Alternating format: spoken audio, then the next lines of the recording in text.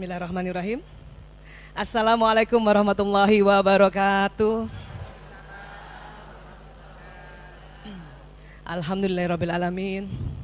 Wassalatu wassalamu ala asyrafil anbiya'i wa mursalin wa ala alihi wa sahbihi ajmain, amma ba'du. Ibu-ibu, sahabat-sahabatku yang disayangi Allah, sehat ya Bu? Alhamdulillah. Bu Vera tadi mengumumkan tentang titian muhibah. Kalau kalimat titian muhibah, ibu-ibu yang lahir tahun 60-an pasti pernah dengar. Itu sebuah program pertukaran pelajar antara dua negara, Indonesia dan Malaysia, ya, namanya titian muhibah. Jadi kali ini perjalanan Rumil kita kasih nama titian muhibah karena di Malaysia ternyata ada juga jamaahnya Rumil walaupun online. Jadi kita ingin mempertemukan, ya, jamaah Indonesia dengan jamaah Malaysia, ya. Ya, jadi kita mau mengintip tentang kebudayaan Malaysia, mau mengintip juga tentang dinamika keluarga Melayu. Samakah dengan persoalan kita, ya? Bisakah kita, ya, mencari juga solusi apa yang pernah orang-orang Malaysia lakukan? Siapa tahu bisa jadi inspirasi buat kita, ya. Jadi kira-kira begitu insya Allah. Ya, iya. Ya, pokoknya selalu Melayu lah, ya. Ya, Kuala Lumpur, Malaka, mana lagi? Penang, Tanjung Perak gitu. Oh, Tanjung Perak, Bu. Tanjung Perak mas Surabaya. Baik, hari ini kita insya Allah sama-sama membahas tentang seni menegur dan memuji anak. Wah, kok dinamakan seni Bu Aisyah? Iya, ini sebuah seni sebetulnya. Kalau sebuah seni harusnya dilakukan dengan menyenangkan, ya. Ya, baik. Sekarang pertanyaannya, perlukah menegur anak? Mana Bu? Perlu. Kalau apa? Kalau salah? Oh. Kalau ada orang lewat kita, hai hai, menegur juga bukan? Kan dia nggak salah jalan tuh. Ya, jadi perlu kita menegur anak. Tapi ada seninya supaya anak-anak tidak tersinggung. Ya. Kita berharap pada saat dia melakukan sesuatu yang menurut kita itu sebuah kehilafan, kita, ya, perlu menegur. Tapi dengan sebuah seni agar anak-anak tidak tersinggung tetapi tersentuh. Ini kita sepakat dulu, ya. Ya, Bu? Iya. Tersinggung dan tersentuh pada hakikatnya sama, yaitu, ya, dipegang atau kena gini, maaf, gini kan, ini tersinggung juga kan kena nggak gelasnya? Kalau kita singgung, kalau kita sentuh kena juga. Cuman kalau tersinggung, kenanya itu goncangannya luar biasa. Tapi kalau tersentuh, ya, dia tidak ada goncangan, lembut sekali. Ya Bu? Iya, baik. Sekarang, nih, saya sering lihat ibu-ibu menegur anaknya, tapi anaknya bingung. Apa salahku Bunda? Kenapa kamu menegur aku? Ya, jadi pertanyaannya adalah, sebetulnya sudahkah kita orang tua khususnya ibu, ya, memberikan informasi peraturan pada anak-anak? Misalnya, ya, anak kita buang sampah tidak di tempat sampah, terus kita tegur kan? Masalahnya adalah kita sudah pernah kasih tahu belum? Nah, kalau buang sampah di tempat sampah, kalau kita sudah pernah kasih tahu dan dia melakukan sebuah kekhilafan, itu dia terima kalau ditegur. Tapi kalau kita belum pernah kasih tahu, ya, kalau ditegur dia bingung, apa sih?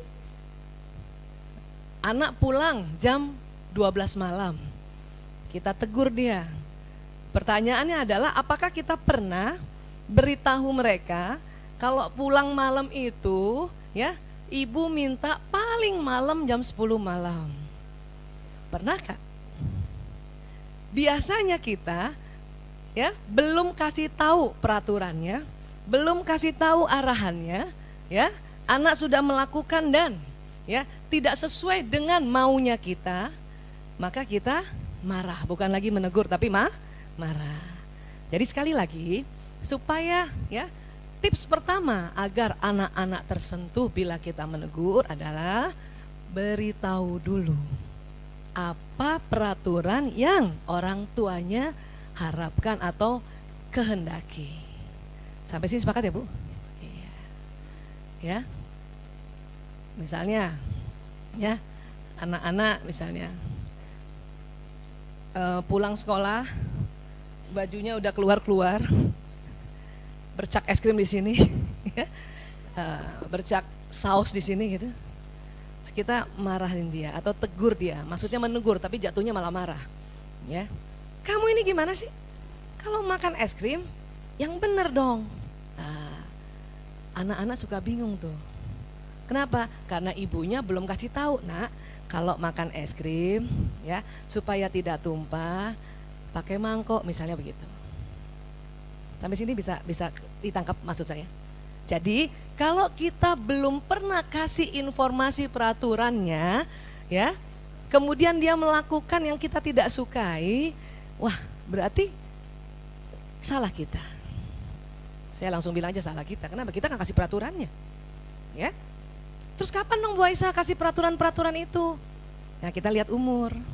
Kita lihat umur. Anak bangun tidur, ya selimut tidak dilipat. Ibu tegur mereka. Pertanyaannya, pernah nggak sebelumnya diajarkan, nak bangun tidur lipat selimut? Kalau belum pernah, ya kemudian kita langsung menegur, anak bingung sebetulnya apa sih ini? Saya salahnya apa gitu. Ya, tapi juga lihat watak anak. Ada anak yang memang rapi, lipat selimutnya ujung ketemu ujung. Ada anak itu lipat selimutnya di ul-ul, tapi itu sudah lipat. Ya. Maka pertanyaannya lagi, ibu pernah kasih contoh tidak? Itu harus begitu kita tuh, ya. Seperti orang kalau bikin undang-undang gitu, orang melanggar kita nggak bisa, ya nggak bisa hukum dia, mana undang-undangnya, gitu. Dulu orang pakai narkoba sebebas-bebasnya, kita mau hukum, padahal saya sudah kerja di narkoba, saya mau hukum nggak bisa, saya mau lapor nggak bisa. Kenapa? Undang-undang narkotika belum keluar saat itu, ya. Yang terbaru baru tahun 2009. Apabila kita melapor tetangga kita kena narkoba, kita lapor, kita diamankan. Kalau dulu karena belum ada undang-undangnya, kita lapor juga diajukan. Maka ya, kalau kita mau menegur ingat-ingat, saya udah kasih tahu belum ya? Saya sudah kasih tahu belum? Nah, itu ya, makanya kita ya harus tetap ya paham. Jadi kita sudah pernah bilang belum? Berangkat sekolah jam berapa? Pernah bilang belum? Kalau nanti pulang sekolah ngapain dulu? Ya? Kita sering terhadap anak ya berkata, maaf, kamu bodoh, kamu bandel, kamu nakal, kamu jorok, kamu pencuri, kamu pembohong, kamu penakut. Ini namanya membuat label. Labelnya label negatif. Ya. Anak kalau bilang kamu bodoh, itu langsung di otaknya tertanam, oh saya bodoh. Ya, Bu Aisyah, saya kan nggak bisa kasih tahu orang lain, tetangga-tetangga, siapa tahu tetangga-tetangga saya bilangin saya anak saya bodoh, itu juga berbahaya.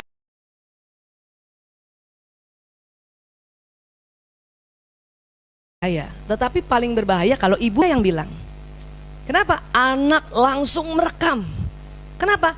Karena kita yang melahirkan, dan anak menganggap ibuku saja yang melahirkanku bilang aku bodoh. Ya. Kalau tetangga bilang kamu bodoh, dia masih bisa ya pulang ke rumah untuk berharap barang ibunya bilang tidak bodoh. Bunda, aku dibilang bodoh. Yang cilaka, Bunda, aku lihat tetangga aku dibilang anak setan. Anak setan kamu, sering begitu. Ya, si anak berharap supaya anak ibunya bilang enggak nak sayang, itu tetangga nggak tahu kalau kamu cerdas. Jadi seorang anak tuh selalu berharap, biarpun siapapun orang yang ngata-ngatain dia, tapi dia tetap berharap ibunya belain dia. Tetapi pada saat kita yang bicara itu, wah, hancur sudah, dia nggak punya pegangan lagi. Siapa lagi yang saya mau bilang? Ya, sehingga nanti kalau maaf, khadimat kita atau mbaknya bilang, enggak sayang, kamu cerdas, dia nggak percaya. Kenapa? Yang melahirkan saja bilang saya bodoh. Ya, ini bahaya sekali, kalimat ini bahaya.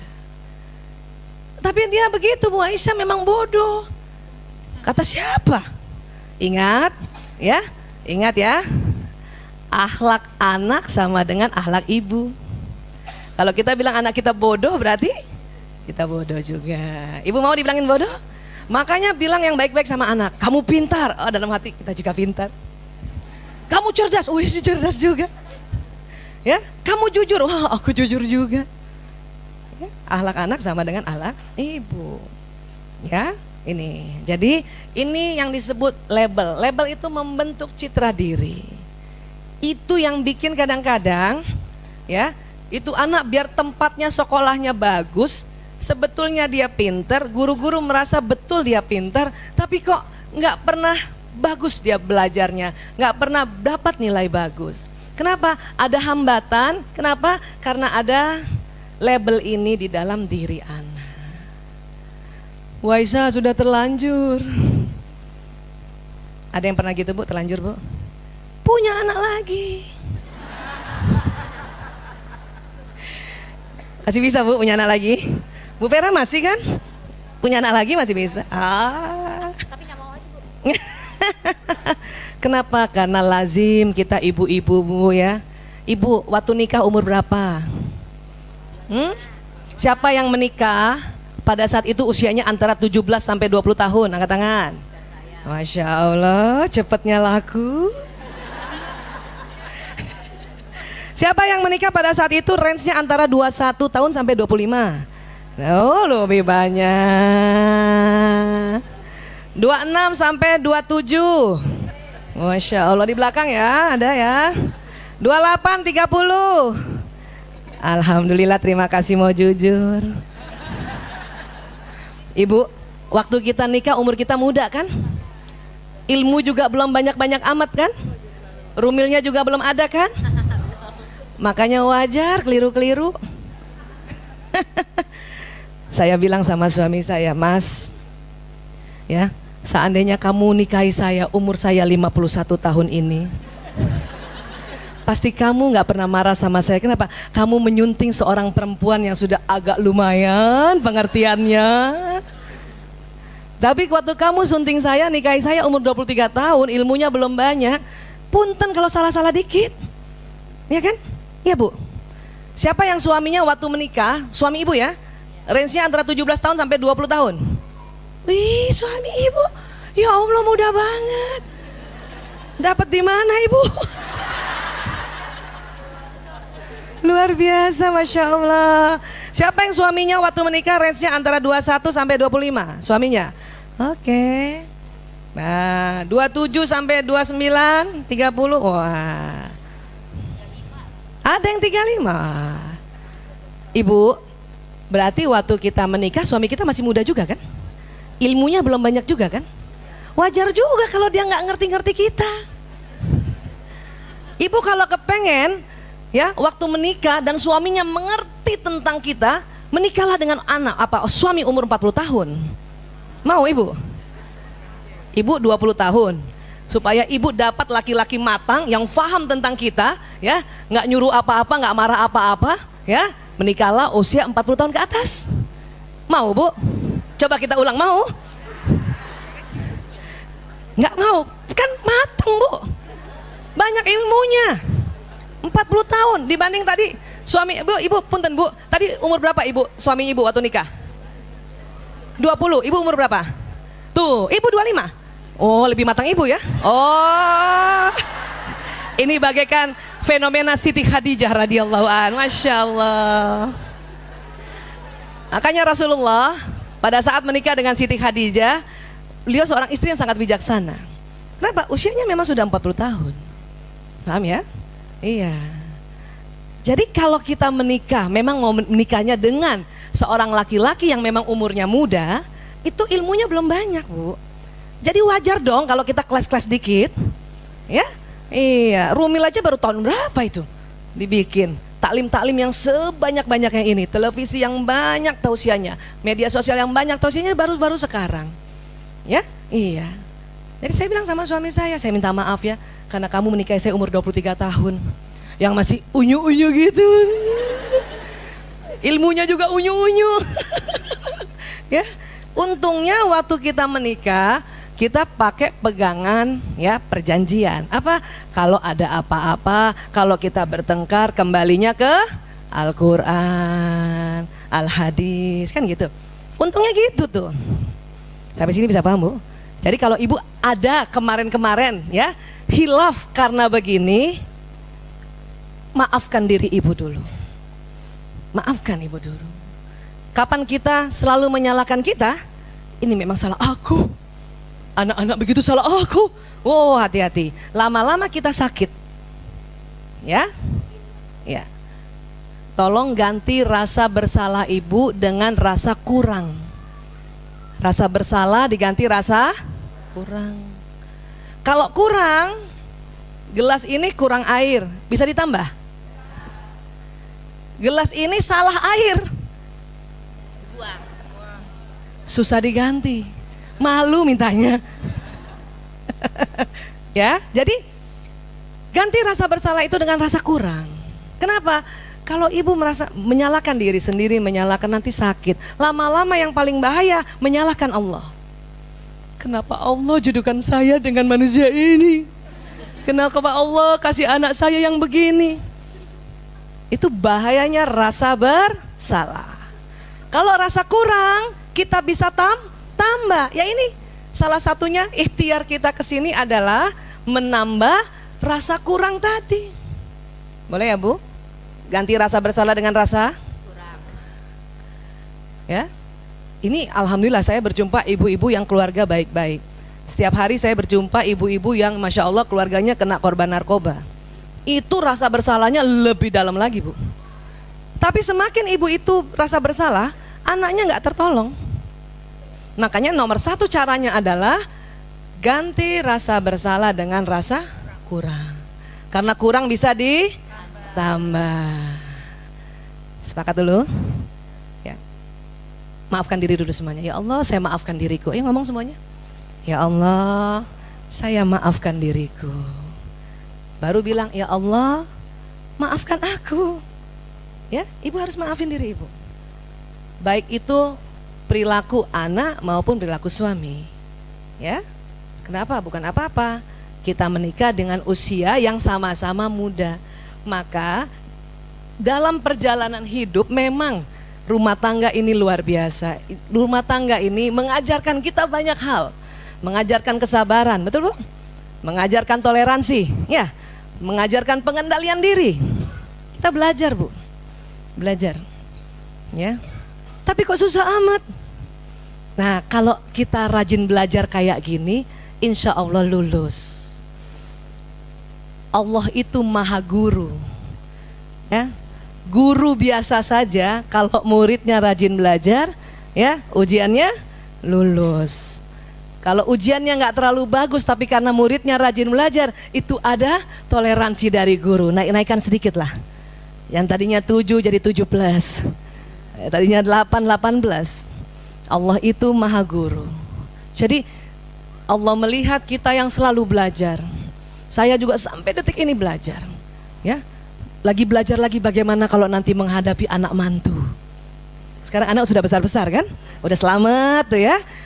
Bagaimana menghadapi anak mantu? Bagaimana menghadapi besan? Itu lagi setelah selesai belum lagi ada cucu. Bagaimana menghadapi cucu? Ya Allah ya. Jadi harus belajar terus-terusan. Ya, sepakat ya Bu? Maafkan diri dulu. Ganti rasa bersalah dengan rasa kurang ya. Apa bahayanya rasa bersalah? Buat diri kita sah, dan yang paling parah menyalahkan Allah. Itu parah itu. Ya, ya baik. Saya Bu, saya mohon izin ini selalu kasih lihat gambar ini, ya, karena ini yang ada di tubuh kita. Ini tuh bekerja luar biasa, bahkan bekerja keras. Apa sistem saraf? Dia membawa pesan apa yang dilihat, apa yang didengar, apa yang dibicarakan, apa yang dipikirkan. Maka kalau seorang anak ibunya bilang kamu bodoh, itu langsung dia dengar di kupingnya, itu jalan di sini. Kamu bodoh, kamu bodoh, kamu bodoh, kamu bodoh, kamu bodoh, kamu bodoh. Ya, kemudian terekam juga di otaknya. Ya, kamu ini pemalas, pemalas. Sehingga suatu ketika nanti, suatu dia besar, mungkin dia masuk sebuah perusahaan yang membuat sebuah training, ya, untuk motivasi karyawan, dia masuk di situ. Sudah diajarkan kamu supaya ya semangat begini. Ilmunya dimasuk di otak sini. Tapi memori karena ibunya bilang kamu pemalas itu melekat di otak dan melekat di sel-sel otot tubuh. Maka ini anak udah tahu sih caranya supaya semangat, tapi kok badan berat banget ya melakukannya. Ya. Udah tahu sih. Rupanya kalau kita supaya semangat, ya, kita membuat sebuah planning misalnya, itu membuat bikin semangat. Tapi nggak bisa dikerjakan karena badannya berat. Ya, kenapa?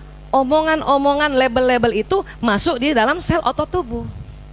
Ini yang sering sekali memberatkan. Ya, mungkin kita juga, Bu. Apalagi kita nih. Ibu yang lahir tahun 60-an ada? Angkat tangan yang tahun 60-an kayak sama saya. Masih angkat tangan. Saya mau lihat masih teman-teman saya masih banyak nggak? Oh, alhamdulillah. Apalagi yang lahir tahun 60-an, yang lahir 70-an. Alhamdulillah. Yang 80 agak aman tuh. Sudah generasi milenial. Yang 60 sama 70 tuh lahirnya tahun segitu, itu punya anak bingung bagaimana mendidiknya. Kenapa? Karena orang tuanya pola asuh kolonial, anaknya milenial. Ibu bingung. Ibu nggak bisa pakai pola asuh kolonial Belanda ke anak milenial. Suruh tidur siang, mana bisa? Nah, sekolahnya sampai sore. Suruh duduk manis dengar guru begini. Kayak zaman kita, tangan ke atas, tangan ke depan kan gitu. Tangan dilipat, duduk yang rapi. Ini pola asuh kolonial. Belanda dulu sadis banget. Ya, sadis banget, galak banget. Makanya orang tua kita pakai pola asuhnya si kolonel itu. Ya, kita begini. Sekarang mana bisa anak begini? Dia dengar guru sambil begini. Ada yang dengar guru begini nih. Ada sekarang. Ada lagi yang gayanya matanya nggak ke guru, telinganya ke guru. Kenapa? Karena gaya belajarnya telinga, auditori, jadi telinganya yang ke sana. Kalau yang matanya ke sini, melihat guru itu gaya belajar ya visual. Kalau guru nggak paham, kita anak muridnya begini nih, wah dilempar tuh sama penghapus papan tuh. Oi, padahal telinganya ke sana. Zaman dulu kapur, Bu. Sekarang spidol. Wah. Tapi nggak berani guru sekarang ya. Langsung viral. Ya Allah, Bu, ini makanya kesian yang lahir tahun 60 sama 70. Udah orang tuanya pola asuhnya kolonial, gurunya kolonial juga. Nggak potong kuku aja dicubit. Masya Allah. Sahabat tuh. Baca ngaji abatasa nggak bisa sahabat loh, Bu. Tapi masalahnya anak kita anak milenial. Kita nggak bisa pakai itu lagi. Bisa kacau balau anak kita kalau kita pakai itu. Ya. Kadang-kadang kita gemes sama tuh anak ya. Kalau gue begini gue dicubit. Dia kita, ya sayang. Maka saya memaklumi ya, dengan sangat-sangat memahfumi lagi, memahami bila pada saat kita mendidik anak ada kekeliruan-kekeliruan. Kenapa? Pola asuh kita beda. Ya, makanya setiap kita tahu terus tahu, oh itu saya keliru, langsung ya Allah, saya maafkan diriku ya Allah. Ya Allah, ampuni saya ya Allah. Berikutnya kita maafkan dia. Dan berikutnya lagi kita minta maaf sama anak. Ini yang agak-agak susah nih. Oke. Pertama, kita maafkan diri sendiri. Kedua, kita mohon maaf sama Allah. Ketiga, kita maafkan anak kita. Keempat, kita minta maaf sama iya. Kok gitu Bu Aisyah? Bukannya nanti tuh anak ngelunjak? Enggak, Bu. Anak melihat Ibunya sempat hilaf, kemudian dia minta maaf sama anaknya dengan kalimat, "Nak, Bunda minta maaf." Ya, bukan maafin Bunda ya, Nak. Kayaknya sama tapi itu beda, nggak enak. Bunda minta maaf ya, Nak. Maafin Bunda ya, Nak. Enak yang mana? Bunda minta maaf, ya. Apa yang didapat oleh anak itu? Anak itu ya merekam adalah ya Allah, ya dalam hati itu walaupun dia tidak ucapkan, ibuku saja yang melahirkan aku, dia ada khilaf, dia minta maaf sama aku. Maka aku pun nanti juga begitu. Nanti tapi ya, direkam dulu. Enggak ngelunjak, tenang aja. Karena banyak berapa ibu-ibu yang saya tanya, kenapa ibu tidak lembut sama anak? Nanti dia ngelunjak Bu Aisyah. Enggak. Anak ngelunjak. Enggak ngelunjak. Karena kita ngomong nanti dia ngelunjak, maka jalan. Nanti dia ngelunjak. Jadi gara-gara omongan kita. Ibu, anak makan es krim sakit nggak? Enggak. Gara-gara ibunya bilang nanti sakit. Nah.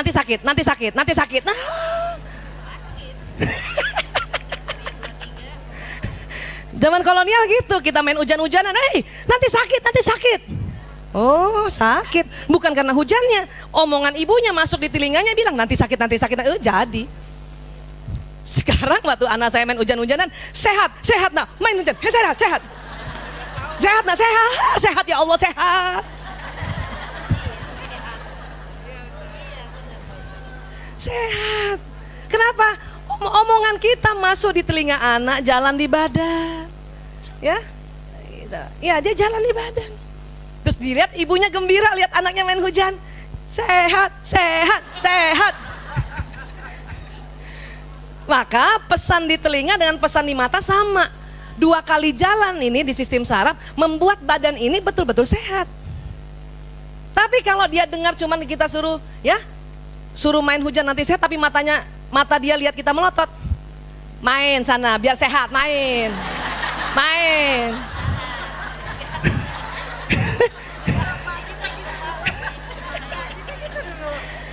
Itu yang keliru. Ibu bilang dia sehat, dia telinganya dengar, tapi matanya lihat ibu begitu. Maka pesan yang pertama akan dihilangkan dengan pesan yang lewat mata. Kan gitu. Main terus. Ibu, kalau kita gitu jelek kali, Bu. Saya sering itu kalau di rumah suka buka-buka YouTube-nya Rumil, lihat gaya saya begitu, ya Allah jeleknya. ya ini dia jalan. Jadi bagaimana? Itu juga kalimat-kalimat yang baik harus didengarkan pada mereka, ya. Iya. Jadi setiap kita mau bicara, ya, ibu diam dulu sebentar. Tapi ini baik ngomongnya. Baik nggak ya ngomongnya ya gitu. Ya. Lagi makan es krim, kita mau ngomong, mau bilang gini, jangan banyak-banyak, nanti sakit. Mau bilang gitu kan? Bilang gitu kan? Tapi nggak boleh. Nanti sakit betulan, ya Allah. Jadi setiap mau ngomong, diam dulu. Astagfirullah. Ya. Iya, diam dulu, sampaikan. Enak nak, enak Bunda. Ya insya Allah banyak manfaatnya ya es krim itu. Sadap.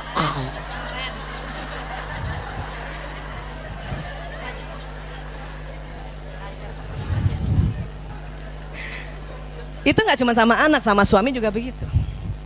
Ya, kemarin suami saya tuh lagi seneng-senengnya naik motor gede. Itulah laki-laki ya.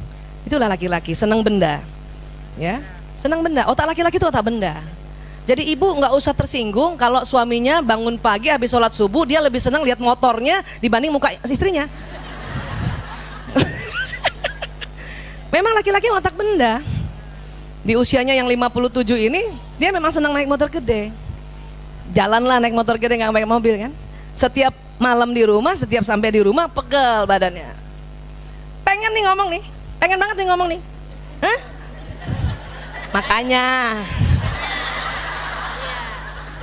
naik motor terus. Pengennya gitu, Bu. Cuman buat apa ke Rumil kalau begitu ngomongnya? Pengennya gitu. Udah hampir keluar tuh. Langsung istighfar, astagfirullahaladzim. 9 kali Bu tuh. Astagfirullahaladzim. Nggak tahu mau ngomong apa, nggak ada ide itu. Tapi kalau ibu belum ada ide, istighfar aja tuh astagfirullahaladzim. Di istighfar menjelang ke-9 ada ide cara ngomongnya. Ya, capek ayah? Iya. Oh, anginnya banyak di luar ya? Cialah.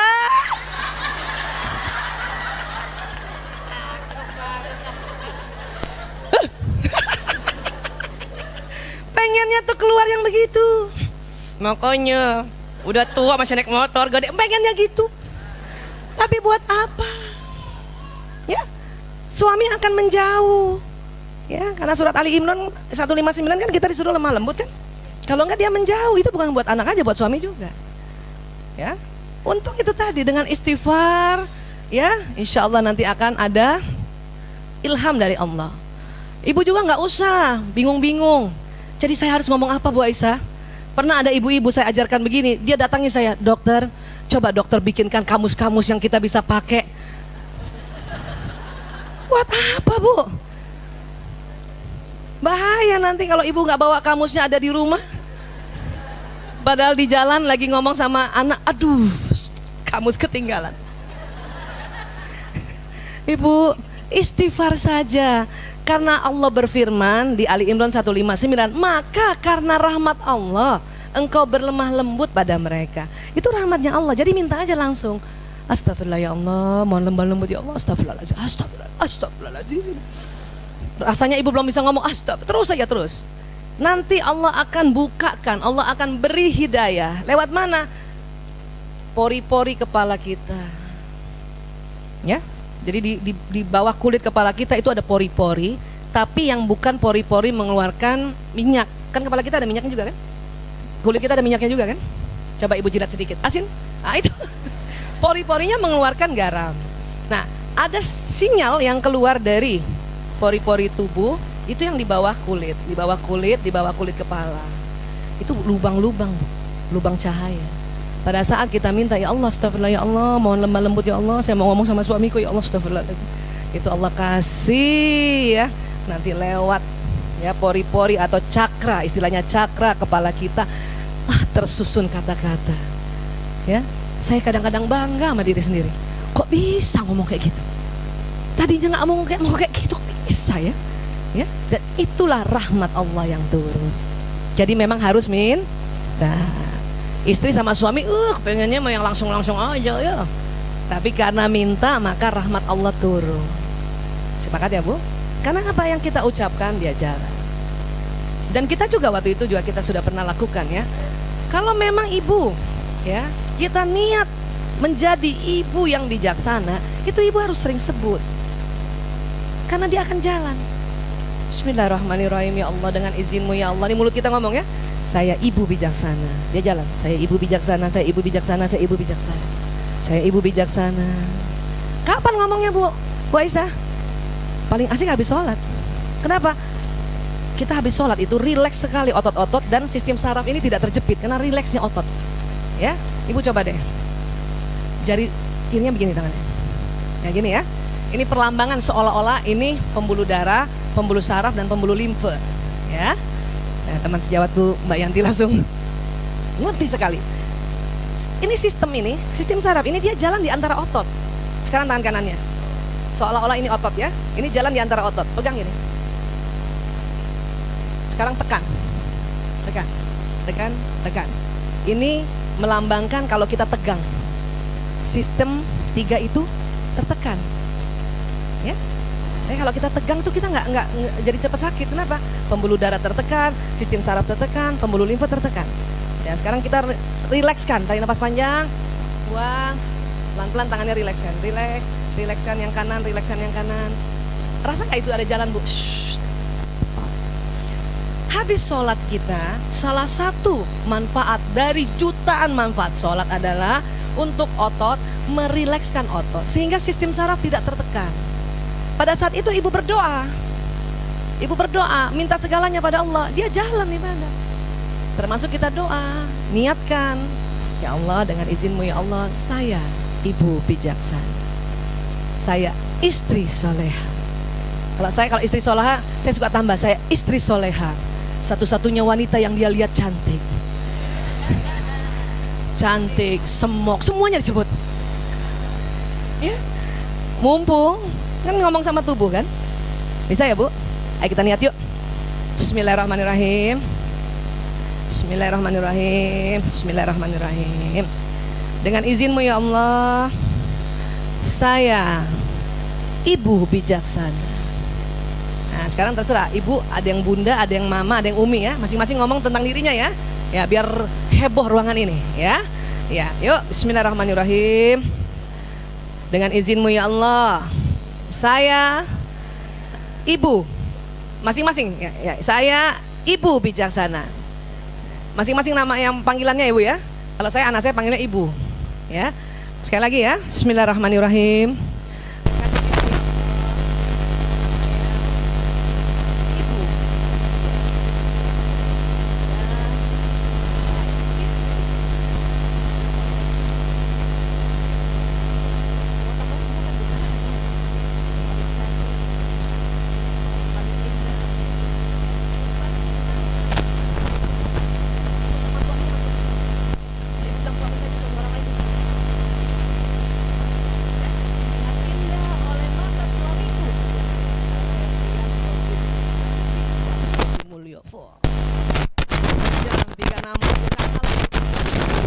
Kalau Priyanto saja banyak namanya Priyanto.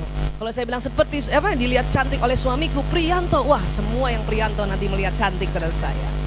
Ya, maka harus detil sebutnya. Ya Bu, itu harus sering-sering. Innamal a'malu binniyat. Amal, perilaku kita, aktiviti kita nanti sebagai ibu bijaksana harus diomongin. Nggak bakal jadi ibu bijaksana kalau kita nggak bicarakan. Ya, nggak bakal. Anak saya juga saya suruh, nah ucapkan. Ya Bu, bismillahirrahmanirrahim, bismillahirrahmanirrahim. Dengan izinmu ya Allah, dengan izinmu ya Allah. Saya anak yang bakti, anak yang berbakti. Supaya dia juga melakukan itu. Saya anak cerdas, saya anak cerdas. Ya, saya anak jujur, saya anak. Sistem saraf ini.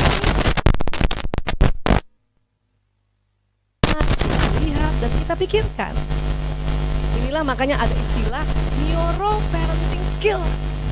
Keterampilan orang tua yang berbasis kerja sistem saraf. Kan enak kok. Itulah makanya kita disuruh ngomong yang baik-baik. Jalan di badan. Jalan di badan. Ya Allah. Luar biasa ya, jalan terus di badan. Ya. Sampai sini bisa sepakat ya Bu? Iya. Ibu juga mau cantik? Selalu doa cantik. Sebagaimana sudah diajarkan ya, ada kalimat-kalimat doa cantik. Bismillahirrahmanirrahim. Kalau bercermin Bu, Allahumma kama hasanta khalqi fa hassin khuluqi. Saya suka tambah lagi. Ya Allah, semakin kencang, semakin kencang, semakin kencang, semakin kencang. Lumayanlah 50 tahun semakin kencang. Tapi nggak boleh bandingkan dengan umur 17 tahun. Paling tidak di antara 50 tahun lumayanlah. Bandingkan dengan sebaya. Saya kok udah ngomong semakin kencang tapi kok nggak kayak anak 17 tahun. Wah, itu kebangetan. Karena sistem saraf ini akan ngomong. Ibu juga sakit, ya kan?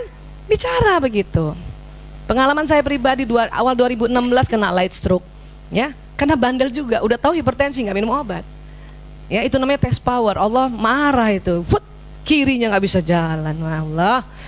Untung, masya Allah, Allah sudah, ya. Kasih sedikit ilmu tentang bagaimana kerja sistem saraf. Saya bicara sama kaki saya, minta maaf, wahai kaki, saya minta maaf ya. Lupa minum obat. Berapa lama lupanya? 2 minggu. Itu mah bukan lupa. Itu mah sengaja. Waduh, ya minta maaf. Terus bujuk-bujuk.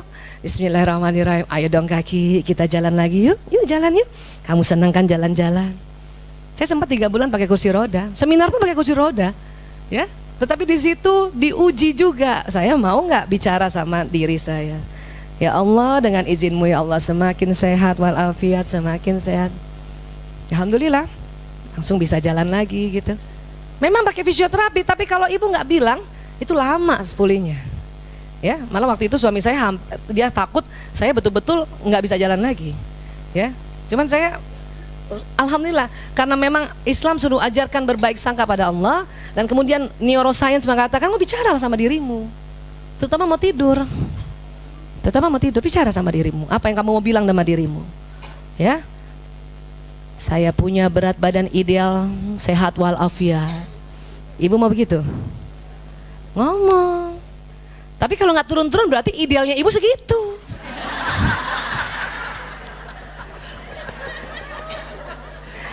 Saya ngomong begitu, alhamdulillah turun. Oh, berarti idealnya masih ada turun di bawah gitu ya.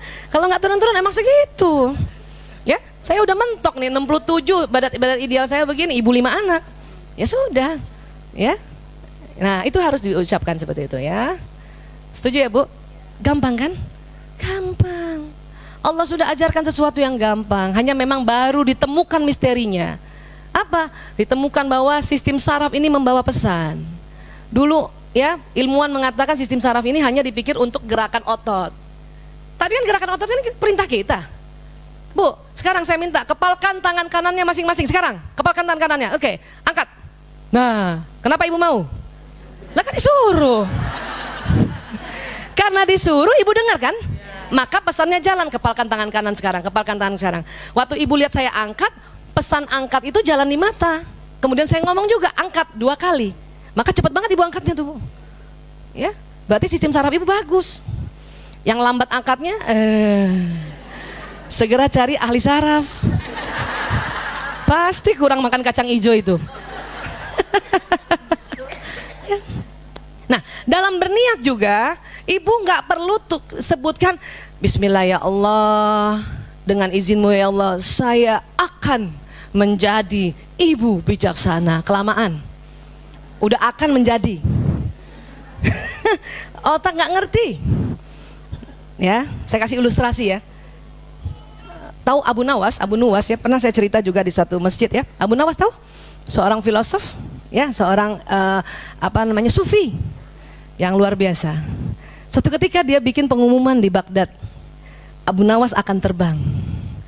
Datang loh orang, karena waktu itu belum ada permadani terbang, belum ada pesawat. Datang orang.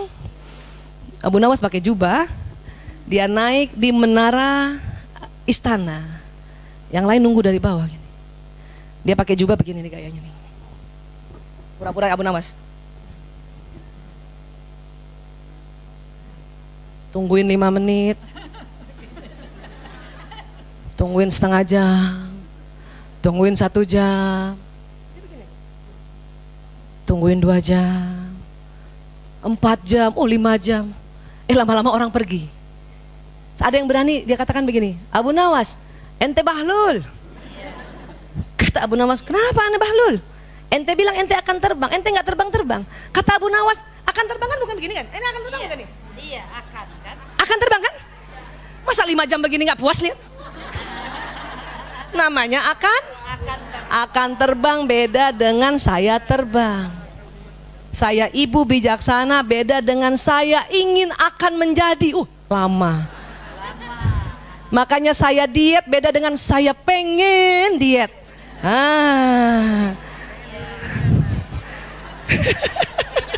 Maka pengen aja sih Bu. Otak nggak paham future tense untuk sebuah niat. Harus langsung present tense kalimatnya. Sebagaimana Allah juga ajarkan dalam niat. Contoh paling gampang niat sholat. Usolli fardhu zuhri. Saya sholat zuhur. Usolli itu bukan saya akan sholat, bukan. Saya sholat itu. Kalau pakai akan bahasa Arabnya itu pakai sa usolli. Saya akan, kan nggak disuruh. Usolli fardhu. Belum sholat tadi itu kan? Tapi kita harus bilang saya sholat zuhur. Nawaitu saum, saya niat puasa. Niat itu bukan akan ya, niat itu menyengajakan puasa. Saya niat ibu bijaksana. Niat itu bukan menjadi atau mau atau pengen. Ya, menyengajakan, sengaja. Sampai sini bisa paham ya Bu? Jadi kalau ibu berniat, ya, hilangkan itu ingin, pengen, akan, bila mana. Gak usah. Seandainya aku ibu bijaksana, apa? Ibu mau bijaksana, bilang ibu bijaksana. Ya, kalau ibu bilang ada kalimat ingin akan, nah ingat cerita Abu Nuwas tadi. 5 jam nggak terbang-terbang karena akan terbang. Paham ya? Iya. Beda, masa akan terbang dikasih lihat 5 jam. Ya. Baik sekarang. Ya. Bedakan perilaku dengan pelaku. Ya. Ini pelaku. Anak kita cerdas nggak, Bu? Cerdas. Ya, saya belum lihat buktinya, Bu Aisyah. Nggak usah lihat bukti. Ngomong aja dulu. Anak ibu jujur. Tapi kenapa dia berbohong? Mungkin ibu suka lupa bilang, kamu bohong ya? Kamu bohong ya? Kamu bohong ya? Padahal sesungguhnya anak-anak tuh pada saat itu sedang tidak berbohong. Dia sedang negosiasi. Ya. Bun, aku pulang cepat. Ya. Kenapa? Nggak tahu aku pulang cepat. Guru-guru sedang rapat. Kamu bohong ya? Ah, hati-hati. Kamu bohong ya? Belum apa-apa, kamu bohong ya? Padahal tuh anak emang benar. Lama-lama anak males. Kamu bohong ya? Apa dia bilang? Iya. Kenapa? Udah males. Kenapa? Bilang enggak juga? Pasti kamu bohong. Ya. Kamu bohong ya? Enggak, Bunda. Ah, pasti bohong. Ah. Supaya susah, daripada susah bilang iya aja. Kita yang kapok-kapok. Hah? Dia benar bohong. Oh. Jadi kita sering melabel. Padahal anak kita cerdas. Anak kita soleh nggak, Bu? Soleh. Orang ibunya soleha begini. Mau datang ke sini aja tuh tanda-tanda kesolehan. Iya. Ya. Anak kita jujur nggak, Bu? Jujur, orang ibu jujur. Makanya kalau anak kita bilang, Bunda, aku nggak suka sama Bunda, itu jujur. Kita dulu mah jujur karena pola asuh kolonial nggak bisa. Tentara Indonesia atau orang-orang Indonesia mana boleh sama Belanda jujur, mana boleh. Makanya pola asuh orang tua kita sama kita juga gitu. Kita mau bilang nggak suka sama ayah kita, kita diem aja. Karena generasi tertutup. Sekarang kalau ada anak kita jujur, Bun, bajunya jelek tuh, Bun. Ya Allah, jujur banget. Karena itu generasi jujur. Ya, Bun. Karena ibu jujur. Cuman dulu terpendam. Ya. Nah, namun karena hilaf, lupa, penasaran, coba-coba, terpengaruh teman, maka suatu kali, sehingga suatu kali ya tidak mengerjakan PR, ambil uang ibu tanpa izin, baca komik jorok, simpan foto artis, berbohong, berkelahi, melawan, ya. Ini perilaku. Ini yang perlu ditegur. Anak kita tetap ini pelakunya. Pelaku tetap baik sampai kapanpun, dihargai dan dipuji. Ya, Bu? Makanya kalau kita bilang kamu pembohong, berarti kita merusak pelaku. Tapi kalau perilaku, nak, kayaknya kamu bohong sama Bunda. Itu menegur perilaku.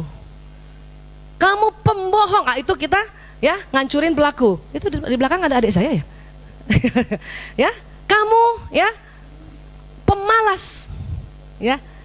Nah, itu kita singgung pelakunya itu. Padahal itu anak kita ini. Suatu kali anak-anak yang ngerjain PR boleh nggak, Bu? Orang capek. Pulang sekolah jam 4, suruh bimbel lagi. Habis itu nanti habis maghrib bimbel lagi. Sampai rumah jam 9, ada PR, udah begini. Itu bukan malas. Suatu ketika dia capek atau lupa karena kecapean, tertidur, lupa. Pagi-pagi panik, ya Allah ibu PR aku. Ibu yang paham, dia langsung ya ingat dia sebetulnya cerdas, sebetulnya rajin, hanya karena lupa. Maka kita bantuin. Mana nak, apa yang bisa ibu bantu? Coba lihat nak, bisa ibu? Enggak. Aja pelajaran anak sekarang mana bisa kita, Bu?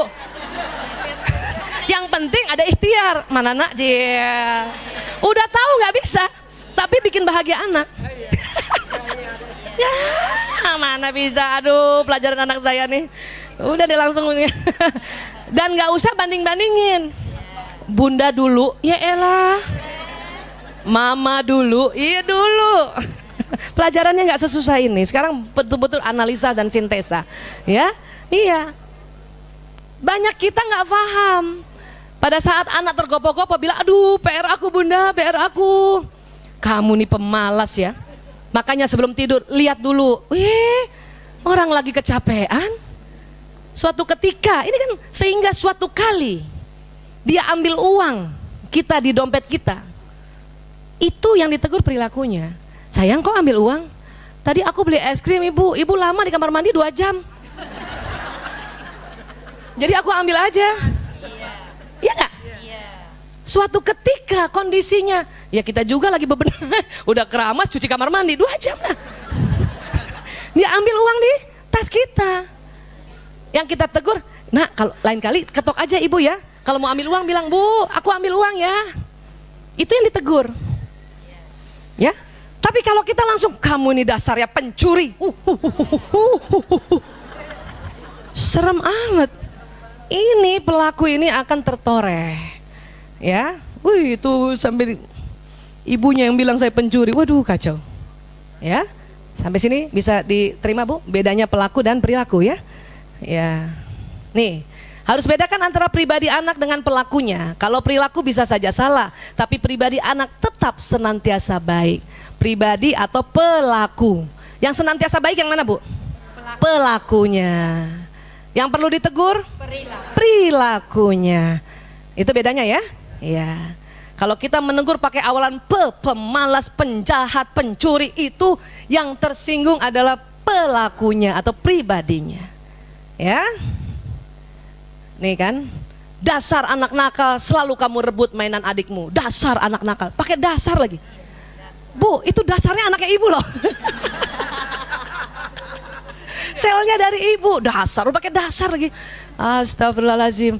Sudah, ini dulu zaman pola asuh kolonial memang sering seperti ini. Sekarang kita berubah, ya, berubah, ya.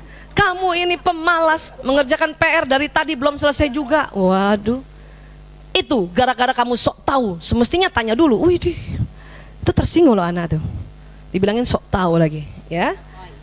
Itu bedakan. Kalau perilaku, sayang, kalau kamu merebut mainan adik, dia bisa marah. Memang sih di sini ada ikhtiar yang luar biasa untuk bicara menegur perilaku. Kalau ini kan rasanya kayaknya plong banget ya. Dasar, anak nakal kan, selalu kamu rebut mainan adikmu. Itu kayaknya plong banget ya. Pung. Kalau ini memang perlu ikhtiar. Tetapi inilah yang bikin kita masuk surga. Belum lagi surga akhirat, surga dunia kita sudah dapat.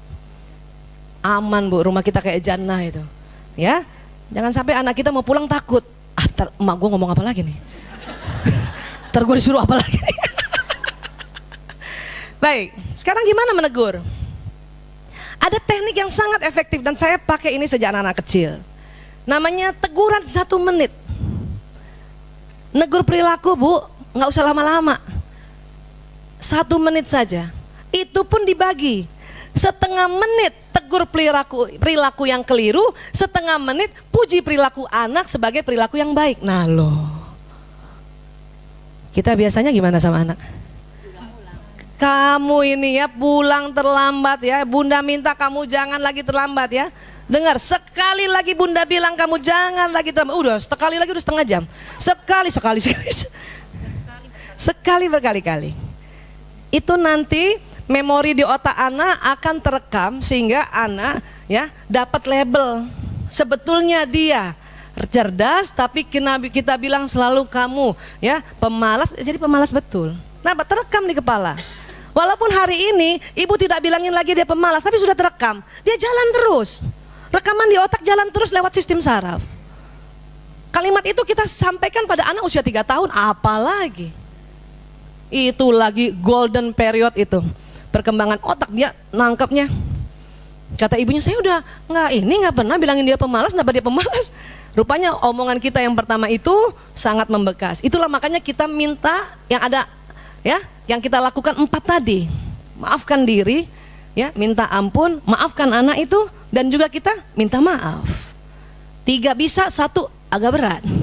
Tapi daripada anak kita memorinya tidak terhapus, ya, bahaya. Bisa hilang Bu Aisyah memori yang lalu? Enggak. Tapi bisa menipis. Paling anak kita jadinya gini, oh dulu ibu saya bilangin saya pemalas karena belum kerumil. Jadi dia tahu. Oh setelah dia belajar jadi baik. Itu menjadi pembelajaran. Tidak bakal hilang. Semua memori nggak bakal hilang, Bu. Ibu pernah hilang nggak memori ibu-ibu? Maaf, satu ketika pernah, maaf, zaman dulu kan dicubit ibunya. Masih ingat, Bu? Nggak bisa hilang kan? Tapi ibu mau memaafkan kan? Karena ibu tahu, oh saya maafkan ibuku. Kenapa? Kolonial, ya. Pernah di damprat orang tua? Pernah dimarahin orang tua? Pulang terlambat dimarahin? Itu saya ingat terus itu. Tapi saya memaafkan. Kenapa? Oh, karena kita belajar. Oh, jadi pelajaran supaya nanti kita ke anak tidak lagi pakai cara itu. Itu jadi pembelajaran. Makanya semua memori nggak hilang, tetapi kita maafkan. Bu Aisyah, sebetulnya saya sudah memaafkan, tapi tidak bisa melupakan. Memang karena memori. Kalau ibu mau lupa, ya peristiwa-peristiwa yang negatif, maka ibu akan lupa semuanya, termasuk lupa nama suami. Mau ibu? Mau? Mau begitu?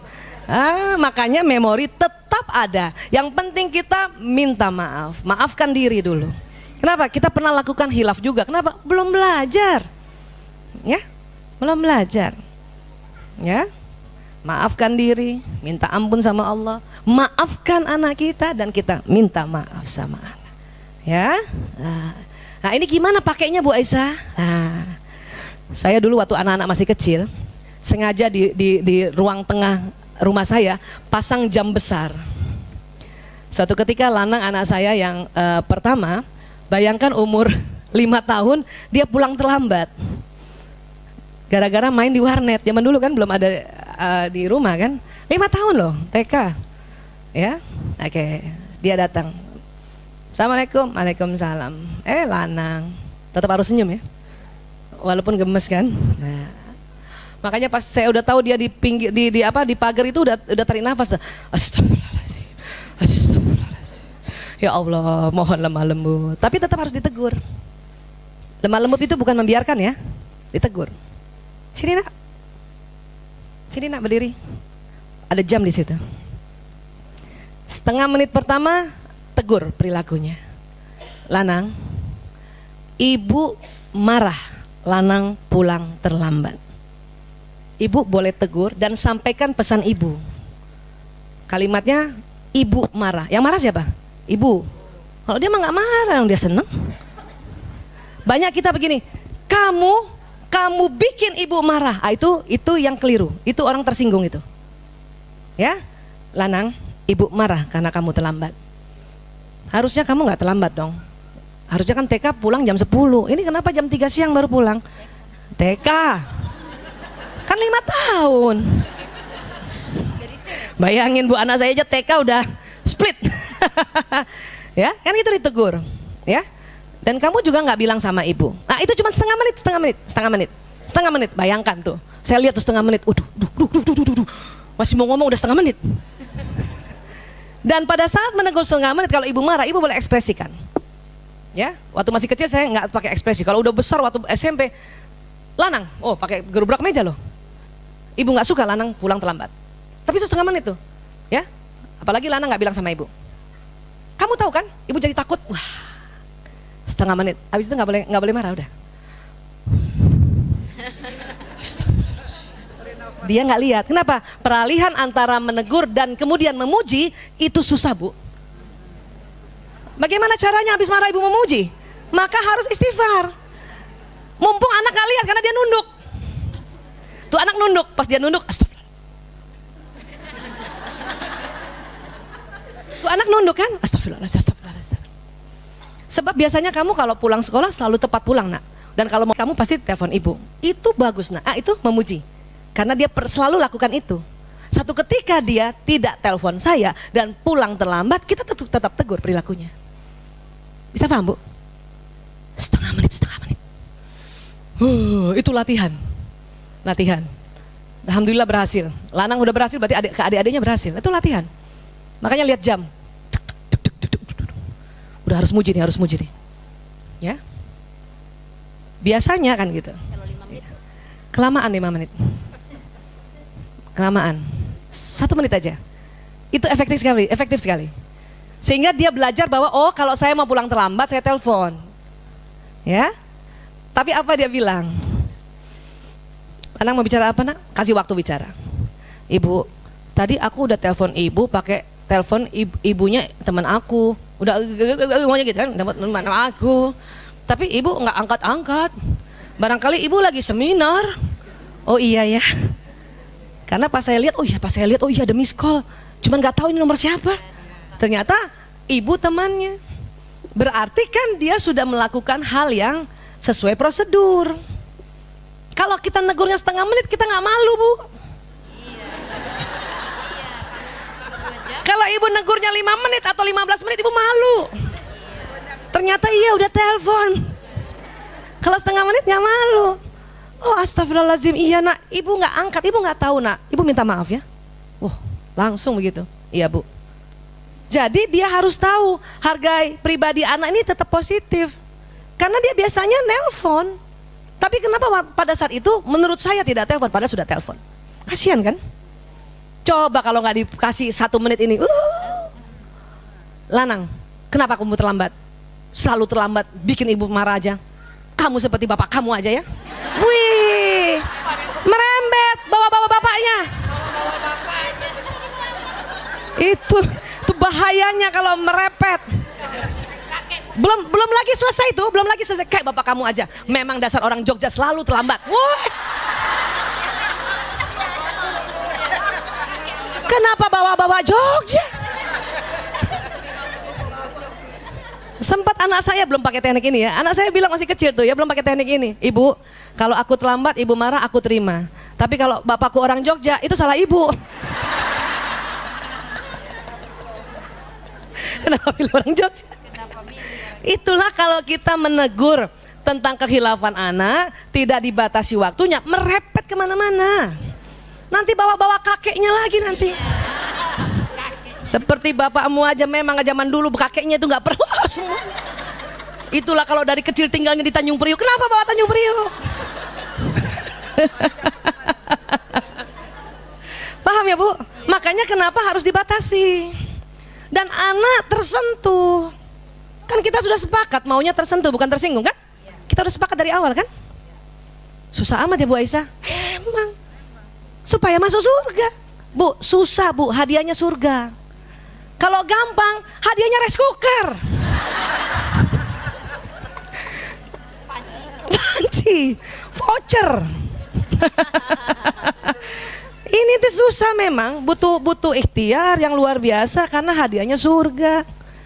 Ya Bu, mau surga apa rice cooker? Yang udah punya rice cooker surga dong. Ya Bu, ya ini teguran 1 menit. Setengah menit apa dulu Bu? Tegur perilakunya setengah menit. Setelah itu setengah menit apa? Puji perilaku yang sebelumnya dia sudah lakukan. Buat anak? Enggak, buat siapa aja. Tadi Mas Rudi siapa Mas Rudi? Saya tegur juga di mobil. Biasanya kalau dia acara Islam itu indah, dia bawa kamera vlog ya, karena sudah ada channelnya yayasan kami. Saya tegur. Kamu kenapa nggak pakai tadi nggak begini? Kenapa kamu nggak di charge? Oh itu lihat dia setengah menit itu, ya. Kamu kok kayak gitu sih? Saya kecewa kamu nggak pakai kamera vlog. Setengah menitnya adalah, ya. Kamu kan selama ini selalu, ya setiap acara kamu langsung buka vlog, udah bagus sekali itu. Setengah menit lagi ini. Paham ya Bu? Negur suami begini juga. Setengah menit. Coba Bu. Sekarang pertanyaannya apa dulu yang mau ditegur? Dia balas WA kita oka? Nggak bisa ditegur, emang begitu. Dia datang mukanya rata? Emang begitu, nggak usah ditegur. Laki-laki ingat kan 10 menit pertama mukanya rata kan? Mau ditegur apa, emang casingnya begitu. Ya, kita bisa tegur misalnya, ya. Dia kasih uang belanja kita, ya, tapi kasar memberikannya, lempar. Itu harus ditegur. Mas, aku bicara sebentar. Nah, kalau sama suami harus ada kalimat aku bicara sebentar. Kalau perlu pakai batasan waktu 3 menit aja. Walaupun setelah itu berapa? 3 jam. Laki-laki kalau ibu kasih waktunya dan kasih durasinya, dia akan rela simpen gadgetnya. Kamu bilang apa? Mas, Aku tersinggung, kamu kasih uang dilempar. Yang tersinggung siapa? Bilang, aku tersinggung. Keliru kalau kita bilang, kamu bikin tersinggung aku. Itu salah. Ya, jadi sampaikan pesan saya. Yang tersinggung siapa? Dia kan belum tentu. Emang doyannya begitu? Dia tersinggung, malah dia seneng gitu kan. Yang tersinggung kita, jadi sampaikan pesan saya. Mas, terserah ibu biasanya ngomongnya aku kah, saya kah, Umi kah, Bi. Umi tersinggung, Abi lempar uang pada Umi tadi gitu. Itu langsung, Beb, Beb, Eke tersinggung, Beb. Lah kalau Beb kan pasangannya Eke. Ses. Itu juga lahir tahun 60-an tuh kalau panggil ses. Ya, iya, ya. Jadi kita sampaikan, saya tersinggung kamu lempar uang di depan saya. Ya, kamu kira itu kan kalimat salah. Kamu kira itu salah. Ya. Aku sedih. Kalimatnya gitu, aku. Ya, aku sedih kamu kayak gitu. Bisa jadi kamu nggak senyap tapi aku tersinggung. Oh, boleh tuh. Sudah setengah menit. Belum puas. Tetap harus setengah menit. Cuma kalau suami nggak nunduk, aduh gimana cara naik napasnya nih? Astagfirullahaladzim ya. Sebab biasanya kamu kasih dengan baik-baik. Itu aku senang kalau kamu kasih baik-baik. Selama ini kamu begitu. Kenapa sih Mas? Boleh pakai tanya. Kenapa sih Mas? Capek ya? Itu nggak tersinggung. Dia tersentuh. Dia minta maaf. Astagfirullah maaf. Saya tadi nggak sengaja. Tidak sengaja. Buru-buru aja karena mau buru-buru. Sudah kan, cukup kan? Cuman perempuan sering diulang-ulang lagi. Padahal kejadian ini tahun 1993. 2019 kita ulang lagi. Ingatkah kamu waktu itu? Kamu kasih uang aku, kamu kau lempar. Aduh, itu memang perempuan. Nggak tahu emang perempuan begitu sih. Karena 20.000 kata itu, ingin ulang lagi. Ya, jadi ini teguran 1 menit. Ini efektif sekali ya Allah. Ya, efektif sekali. Saya waktu itu berupaya keras ya untuk seperti ini. Makanya ada jam. Ya. Bu Aisyah, anak saya sudah besar sekarang. Nggak apa-apa, itu juga berlaku. Tapi nggak usah dikasih jam, nggak usah suruh berdiri situ. Siapa yang anaknya sudah mahasiswa? Siapa yang sudah berkeluarga? Ibu tetap ada yang ibu mau tegur kan? Pakai teknik ini. Ya, anak kita mungkin yang laki-laki sedang tinggal di rumah kita, istrinya sama kita, baru melahirkan, menyusui. Kita lihat anak kita nggak pedulikan istrinya, kita tegur. Ya, abang, bunda bicara 3 menit sebentar. Ingat ya, karena dia laki-laki. Walaupun itu anak kita bilang 3 menit aja. Sini. Ya, gitu. Ingat bicara sama laki-laki nggak usah tatap matanya. Nanti dia melengos, ibu yang tersinggung. Abang, lihat bunda abang. Pasti anak laki gitu tuh. Lihat bunda abang. Kalau ngomong sama orang tua yang sopan, lihat bunda abang. Akhirnya nggak 3 menit, 1 jam cuman lihat abang. Ibu, supaya anak ibu lihat ibu waktu abang, bunda bicara. Pas dia lihat kita, kalau bisa ngitung dalam hati 5 detik tuh, 5 kali tuh, wa, ga, pat, ma, kita tunduk. Biarpun itu anak kita. Abang, bunda lihat, gitu. Bunda lagi kan? Bunda lihat istrimu kayaknya perlu perhatian, ya. Bunda bisa rasa sedihnya istrimu, ya. Kan setengah menit itu kan, ya. Please kasihlah perhatian. Memang begitu kalau baru melahirkan, menyusui, itu namanya ada baby blues, gitu. Cuman kalau kita sama anak yang sudah besar, tentu intonasi juga woles saja, woles. Anak sudah besar nggak mau lagi. Dia seorang bapak, malu juga ada istrinya. Dan tegur laki-laki nggak boleh depan orang. Ya, ya, ajak di kamar, kasih nih bang, sini bang. Laki-laki tuh ingin seperti mafia tau. Sini bang.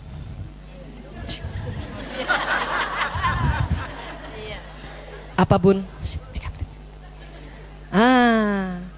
Anak yang kecil pun sekalipun, misalnya tuh. Ya, dia lari-lari di mall. Kakak, sini. Abun. Hati-hati lari-lari kepleset ya. Anak laki-laki senang digitukan, Bu. Siapa punya anak laki-laki, Bu? Ngomong bisik-bisik. Iya, dia bangga, dia merasa, oh saya seorang detektif. Ya laki-laki kan selalu ingin jadi hero. Iya, makanya kita harus bisik-bisik. Dia sedikit agak mafia itu otaknya memang. Ya, iya. Sini nak, apa? Sini. Tidak di depan adiknya ya. Ya. Kamu kenapa begitu sama adik? Tuh anak laki juga jawabnya bisik-bisik. Abis ngeselin. Laki-laki begitu. Ya, 3 menit. Terus sampaikan bahwa sebab selama ini sebelum melahirkan, ibu lihat abang selalu ya mesra sama istri, ya bang ya. Karena memang harus ditegur perilakunya. Yang namanya sabar ini harus dilakukan, ya. Bukan sabar yang pasti kita lihat anak kita gitu ya, dia zolimi istrinya kita cuma begini doang. Nggak bisa, kita harus tegur tapi cuma setengah menit. Ini namanya seni menegur. Ya menegur tuh ada seninya. Supaya apa? Ibu seneng nggak yang namanya seni? Seni menjahit, bagus nggak jadinya? Seni, ya, apa lagi? Seni melukis, seni menyulam. Yang namanya ada kalimat seni itu buat kita senang. Jadi seni menegur. 1 minute, apa bu? 1 minute teguran. Ibu maukah menjadi 1 minute mother? Mau bu? 1 minute mother. Jadi kalau mau menegur 1 minute mother. Itu pun terbagi 2, setengah menit. Menegur apanya? Perilakunya. Setengah menit berikutnya puji pelakunya. Paham ya bu? Yang masih punya anak kecil, masya Allah, alhamdulillah, bersyukurlah. Yang udah besar tidak ada kata terlambat. Tetap pakai teknik ini. Ajarkan juga anak-anak kita, mantu kita, atau anak kita yang perempuan misalnya, ajarkan begini sama anaknya. Ya, karena kita gemes loh. Kita gemes juga kalau lihat anak kita marahin cucu kita. Tersinggung kita. Ya, ya, rasanya kita tuh pengen banget tapi apa daya ya, bukan anak kita kan. Nah, maka pakai teknik ini akan membuat orang-orang tersentuh, ya. Karena dia jalan nih bu, jalan di badan, ya. Oke, ini Ali Imran 159. Bismillahirrahmanirrahim. Maka karena rahmat dari Allah, engkau bersikap lembut terhadap mereka. Sekiranya engkau berlaku keras dan berhati kasar, tentulah mereka menjauhkan diri dari sekitarmu.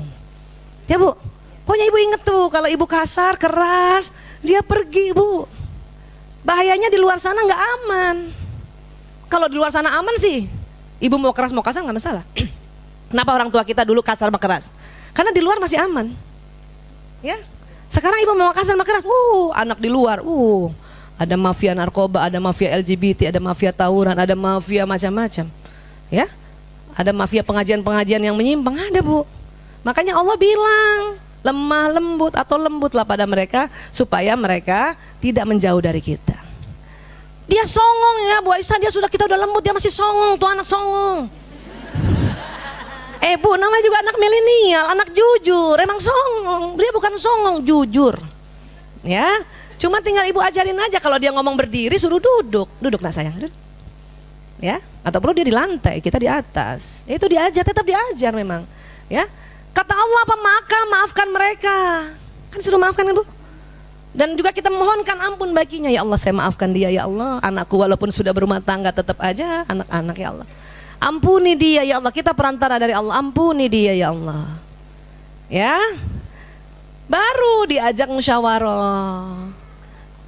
Itu tadi, kalau musyawarah lain lagi, itu diskusi untuk ya membahas sesuatu. Tapi kalau negur, kita mau negur perilaku yang kita lihat tadi atau barusan atau beberapa hari yang lalu, pakai 1 minute mother. Kalau ini musyawarah, ya. Dan dalam hasil musyawarah, ibu bertekad ada hasilnya, itu harus tawakal, ya, tawakal, ya. Berbuat lembut kepada anak bukan berarti harus menuruti semua permintaan anak. Ini harus paham nih. Ya, sekali lagi saya bilang, berbuat lembut kepada anak bukan berarti harus menuruti semua permintaan anak. Orang tua terlebih dahulu memahami pendapat dan keinginan anak yang sering konyol, ya, serta tidak masuk akal. Kemudian dengan penuh kasih sayang mengarahkannya untuk mengerti batas antara boleh dan tidak. Ya, Emang konyol anak-anak, namanya juga anak-anak. Pengalamannya masih sedikit. Dulu lucu anak saya tuh, namanya Mas Kakung. Dia orang yang sangat detail. Ya, dia lagi mewarnai gambar pakai krayon warna-warni. Kita sambil nonton TV warna-warni. Sempat saya bilang sama dia, nak, zaman dulu TV-nya hitam putih. Apa dia bilang? Kalau gitu krayon zaman dulu hitam putih. Konyol kan? Konyol kan? Cuman kita harus memahami. Kepengen banget ketawa, tapi ntar tersinggung. What? Konyol kan? Iya. Iya nak. Ya, TV aja yang hitam putih nak. Kalau krayon susah hitam putih. Tetap harus kita jelaskan. Ya Bu? Ini makanya, jadi lembut itu bukan berarti harus menuruti semua permintaan anak. Jadi ibu harus musyawarah. Bunda, aku mau minta HP. Ya Allah, anak 6 SD minta HP. Ya, apa? iPhone. Wah, bukan nggak mau dikasih, emang belum waktunya. Ya, tapi itu tadi, kita lembut Bu, nggak usah dituruti. Pahami dulu kenapa. Kenapa sih nak mau pakai iPhone? Temen aku ada mulai. Temen aku iPhone-nya bagus ibu. Pahami. Dan setelah pahami, oh karena temennya. Walau saja juga, maka kemudian dengan penuh kasih sayang mengarahkan. Sayang, ya boleh nggak nanti pas SMP? Ya, satu, ibu uangnya nggak cukup beli iPhone. Ibu aja Nokia. Pakai karet lagi. Nokia yang jadul dulu tuh. Kalau kitab tuh Zabur tuh. Yang keypadnya udah nggak kelihatan tuh. Tapi kan santai, anak juga ngerti. Oh iya ya, ibuku aja Nokia, gua sok-sokan kelas 6 SD minta iPhone. Tapi dikasih arahan. Ya. Sampai sini sepakat ya Bu? Ini ya. Sekarang istighfar aja. Sudah dijanjikan oleh Allah, yang disampaikan lewat Rasulnya, ya. Satu nih, baru satu aja hadis ini, saya suka banget hadis yang ini. Yang lain banyak sekali keutamaan istighfar. Siapa saja rutin membaca istighfar, maka Allah akan memberikan solusi atas setiap kesulitannya. Ibu kan kalau lagi sulit menegur anak, ibu istighfar. Kenapa? Ini dapat solusi. Nggak usah mikir mau ngomong apa. Ibu jangan kalau mau ngomong sama anak, ibu apa ya aku pikirin, ngomong apa ya, nggak usah, istighfar aja. Nanti dapat solusi. Dan penyelesaian bagi setiap permasalahannya.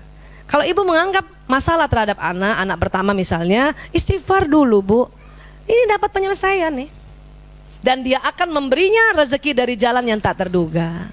Ibu kalau lagi nggak punya uang, nggak usah mikir pinjam siapa. Nggak boleh begitu, harus astagfirullahaladzim. Makanya pantas tuh ibu-ibu kalau buka dompetnya cuma 5.000, astagfirullahaladzim. Itu udah benar. Udah benar tuh Bu. Iya. Cuman lebih lembut lagi. Bisa? Buka dompet, astagfirullahaladzim. Ketawa, bisa? Buka dompet, uang tinggal 5.000 atau 2.000 lecek pula.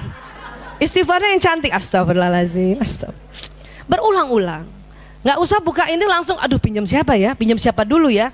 Anak gue mau bayar sekolah sih pinjam. Nggak boleh begitu. Disuruhnya istighfar dulu, nggak usah mikir, nanti Allah yang kasih petunjuk. Ibu sudah istighfar 15 kali, ya kemudian lewat wajah Ibu Vera, oh itu petunjuk.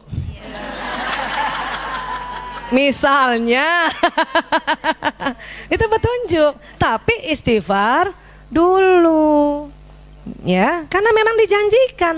3 lagi, solusi atas setiap kesulitannya, penyelesaian bagi setiap permasalahannya. Oh, apalagi kita. Dan dia akan memberinya rezeki dari jalan tak terduga.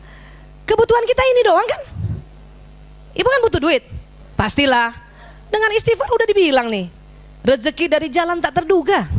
Ibu ada masalah, mau selesai masalahnya, ini suruh istighfar. Ya, ibu kesulitan, kepengen ada solusinya, istighfar dulu.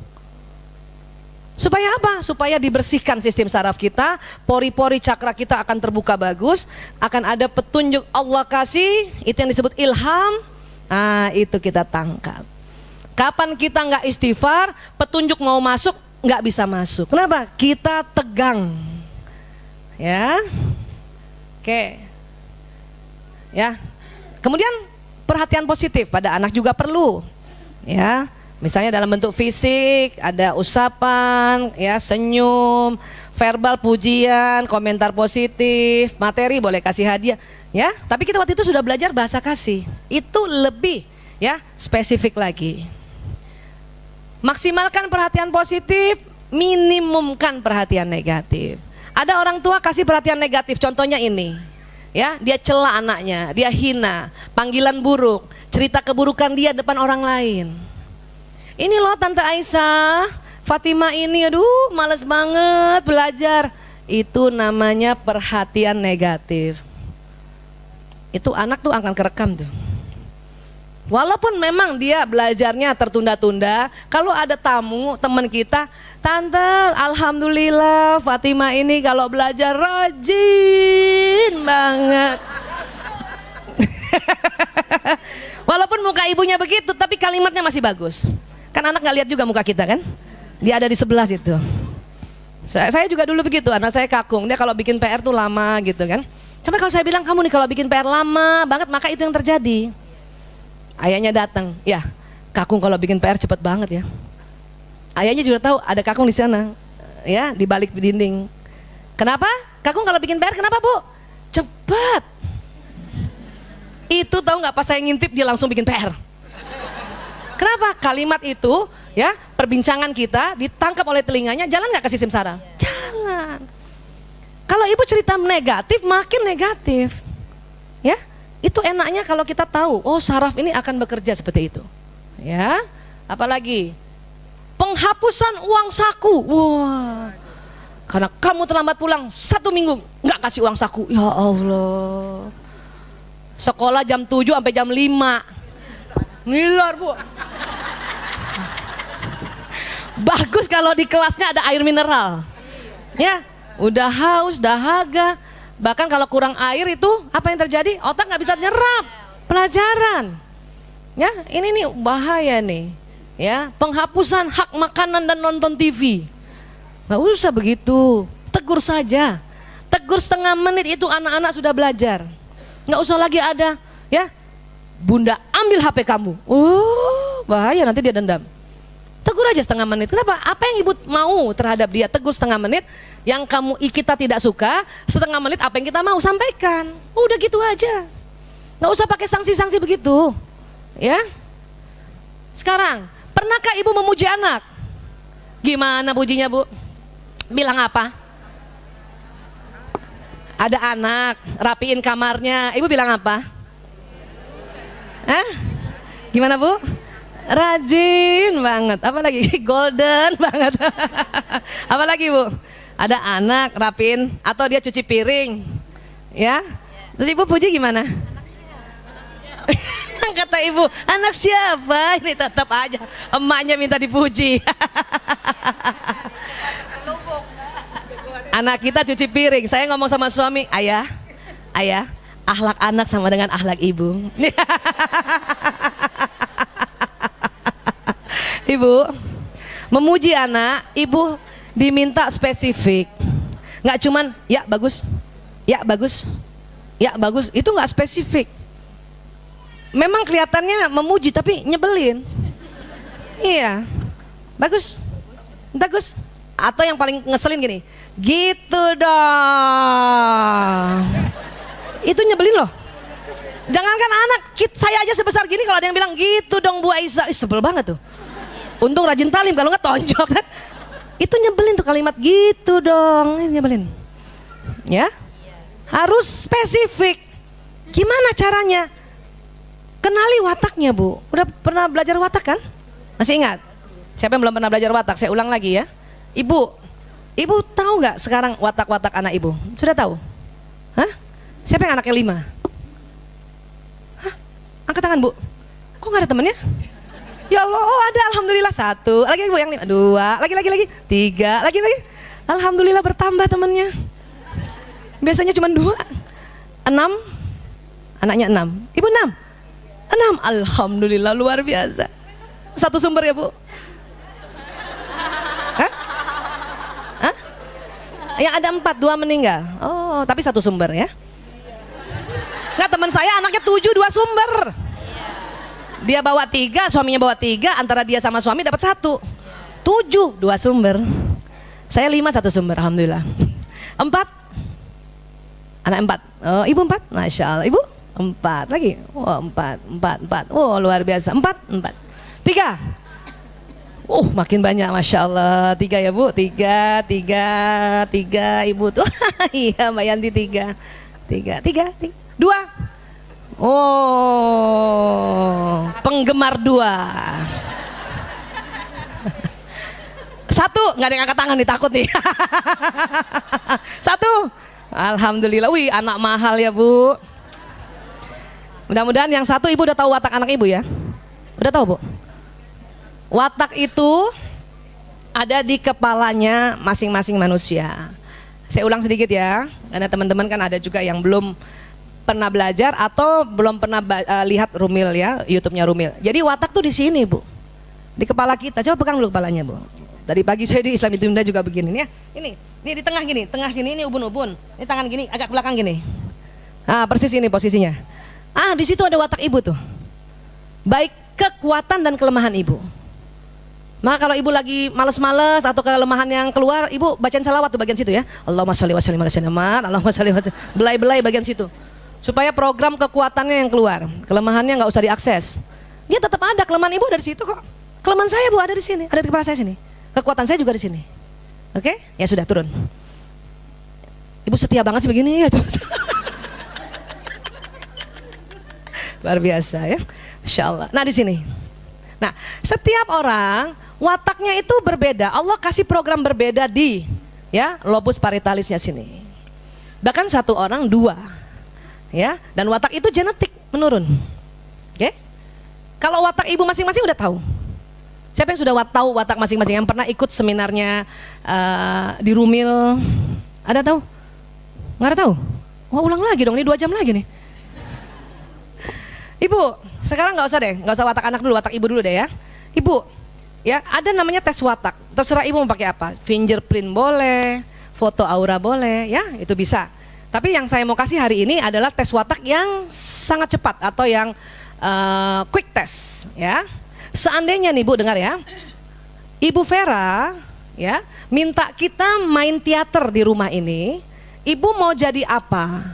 Pilih 1 di antara 4 peran ini. Apakah Ibu mau jadi sutradara? Apakah menjadi penulis skenario? Apakah mau jadi penonton? Jadi jangan semua main ya, siapa yang nonton ya? Ya, apakah mau jadi artis? Artis yang nggak pakai latihan, artis yang spontan. Pilih Bu. Tanya sama diri sendiri, nggak usah tanya sama temen ya. Kalau teman tanya teman, tanya yang banyak uangnya siapa? Oh gitu kalau teman-teman.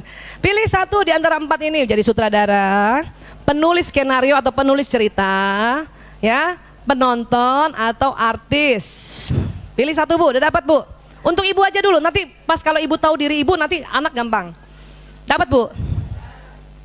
Siapa yang pilih penonton ada? Alhamdulillah. Pilih penulis skenario ada? Alhamdulillah. Pilih sutradara? Ada juga. Coba lihat mukanya, muka sutradara nggak? Oh ya Allah, itu mah muka produser.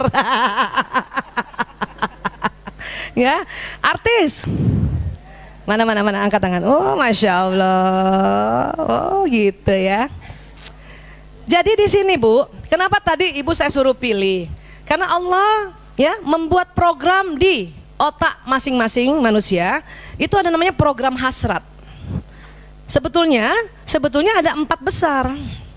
Ya, makanya tadi pilihnya 4, penonton kah, sutradara kah, penulis skenario atau artis. Tetapi setiap orang wataknya 2 jenisnya. 1 dari turunan ayah, 1 dari turunan ibu. Yang tadi ibu pilih pertama dari 4 itu sering disebut watak utama. Oke. Sekarang tadi ibu udah pilih kan 1 kan di antara 4, berarti kan pilihannya sisa 3. Pilih 1 lagi. Dapat? Itu namanya watak kombinasi. Ya. Jadi masing-masing ada 2 ya, Bu. Udah, pegang itu ya. Nah, tinggal kita pelajari. Tadi yang pilih penonton, kemungkinan besar, saya katakan kemungkinan besar, karena ini akuratnya cuma 80%, ini kan kuis cepat. Kalau pakai foto aura lebih kuat lagi ya. Kemungkinan besar hasrat di otak ibu tuh orang damai. Ya Bu, mana tadi yang pilih penonton? Damai kan Bu? Dikit-dikit terserah. Diajak makan di restoran, mau pilih makanan apa? Terserah. Iya Bu, karena orang damai.